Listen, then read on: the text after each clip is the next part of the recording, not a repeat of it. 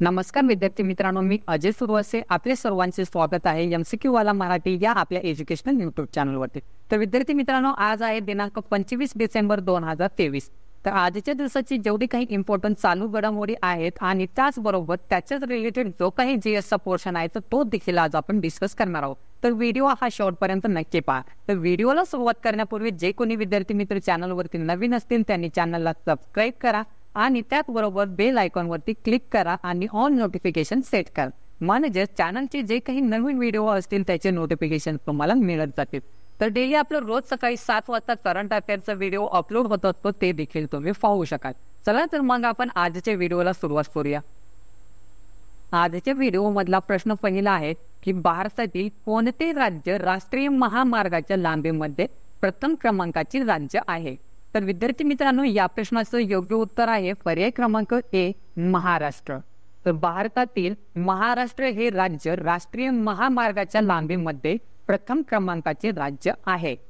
तर लगेचच आपण महाराष्ट्र या राज्याबद्दल जाणून घेऊयात.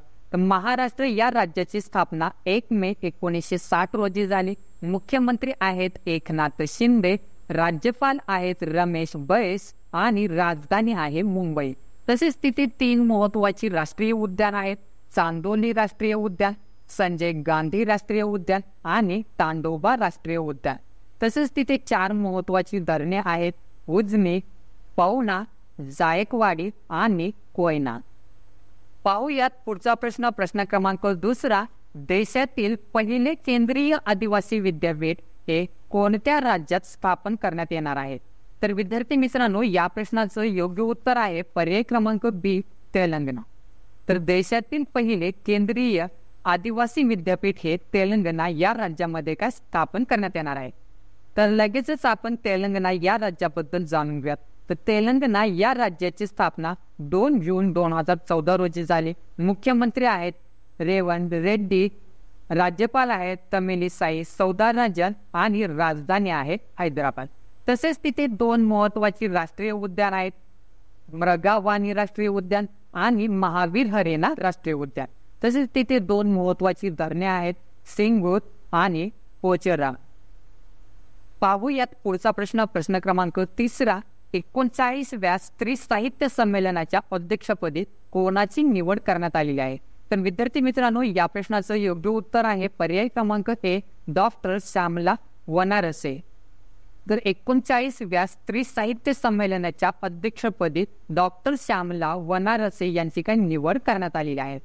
तर लगेचच आपण 39व्या स्त्री साहित्य संमेलनाबद्दल जाणून घेऊयात. तर या संमेलनाचे आयोजन कोण करते? तर साहित्यप्रेमी भगिनी मंडळ पुणे याच्याद्वारे काय हा संमेलन आयोजित करण्यात आलेलं होतं. तर कोणत्या ठिकाणी बघा, तर पुणे या ठिकाणी. तसेच या संमेलनाचे अध्यक्ष म्हणून डॉक्टर श्यामला वनारसे यांची काय निवड करण्यात आलेली आहे. पाहूयात पुढचा प्रश्न क्रमांक 4. सर्वाधिक विद्यार्थी संख्या असलेली सर्वाधिक विद्यापीठे कोणत्या देशात आढळतात? तर विद्यार्थी मित्रांनो, या प्रश्नाचं योग्य उत्तर आहे पर्याय क्रमांक डी, भारत. तर सर्वाधिक विद्यार्थी संख्या असलेली सर्वाधिक विद्यापीठे हे भारत या देशात काय आढळतात. तर लगेचच आपण सर्वाधिक विद्यार्थी संख्या असलेली सर्वाधिक विद्यापीठांबद्दल जाणून घेऊयात.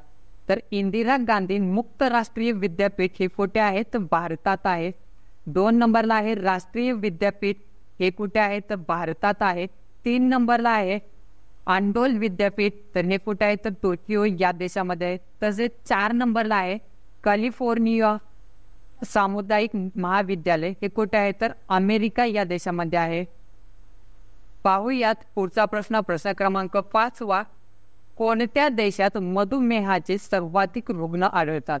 तर विद्यार्थी मित्रांनो, या प्रश्नाचं योग्य उत्तर आहे पर्याय क्रमांक ए, चीन. तर चीन या देशात सर्वाधिक मधुमेहाचे काही रुग्ण आढळतात. तर लगेचच आपण जगात सर्वाधिक मधुमेहाचे रुग्ण आढळणाऱ्या देशांबद्दल जाणून घेऊयात.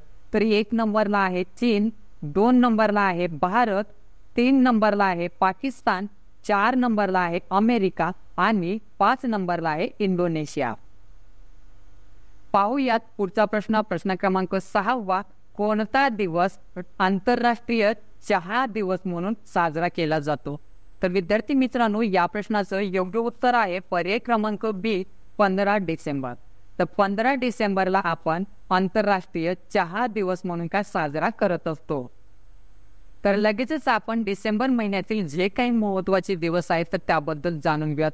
तर 1 डिसेंबरला जागतिक एड्स दिवस म्हणून साजरा करत असतो.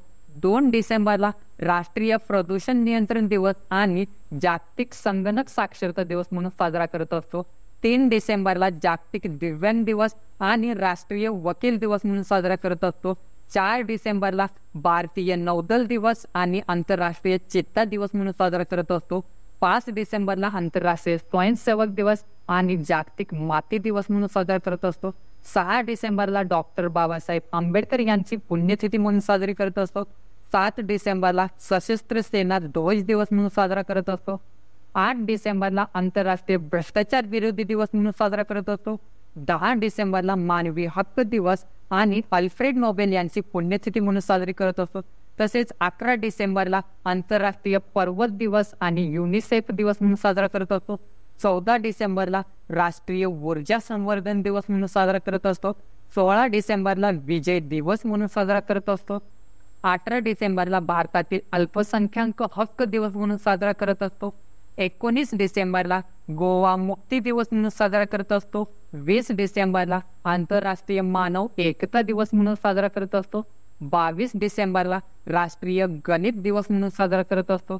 23 डिसेंबरला किसान दिवस म्हणून साजरा करत असतो आणि 24 डिसेंबरला राष्ट्रीय ग्राहक हक्क दिवस म्हणून साजरा करत असतो.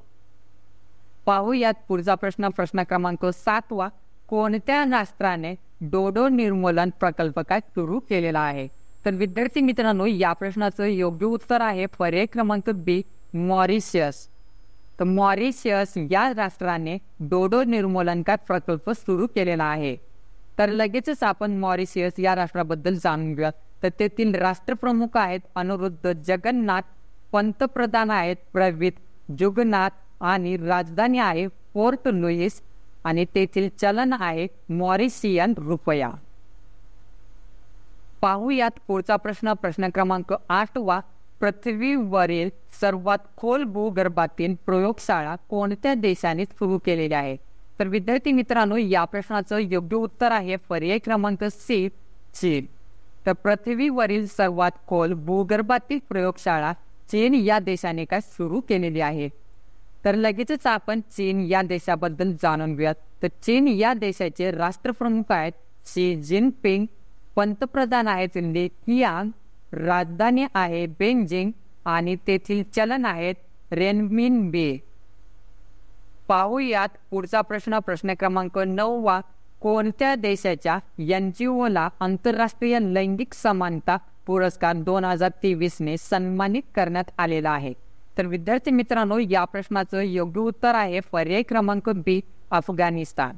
तर अफगाणिस्तान या देशाच्या एनजीओला आंतरराष्ट्रीय लैंगिक समानता पुरस्कार 2023 ने सन्मानित करण्यात आलेला आहे. पाहूयात पुढचा प्रश्न, प्रश्न क्रमांक 10 आणि या व्हिडिओमधला शेवटचा प्रश्न. तर भारतातील पहिला 6 पदरी स्टील स्लॅग आधारित रस्ता कोणत्या राष्ट्रीय महामार्गावर बांधण्यात आलेला आहे. तर विद्यार्थी मित्रांनो, या प्रश्नाचं योग्य उत्तर आहे पर्याय क्रमांक सी, राष्ट्रीय महामार्ग 6. तर भारतातील पहिला 6 पदरी स्टील स्लॅग आधारित रस्ता हा राष्ट्रीय महामार्ग 6 या महामार्गावर काय बांधण्यात आलेला आहे. तर विद्यार्थी मित्रांनो, अशाच प्रकारे दररोजच्या चालू घडामोडी पाहण्यासाठी MCQ वाला मराठी या आपल्या एज्युकेशनल यूट्यूब चॅनलला सबस्क्राईब करा आणि त्याचबरोबर व्हिडिओ आवडला असेल तर व्हिडिओला एक लाईक करा आणि तुमचे जे काही मित्रमैत्रीण असतील त्यांना पण हा व्हिडिओ शेअर करा. जर तुम्हाला काही मला सुचवायचं असेल तर बिंदासपणे मला कमेंट बॉक्समध्ये कमेंट करून सांगू शकता. तर ठीक आहे, उद्या भेटू आपण सकाळी 7 वाजता. तोपर्यंत धन्यवाद. जय हिंद, जय महाराष्ट्र.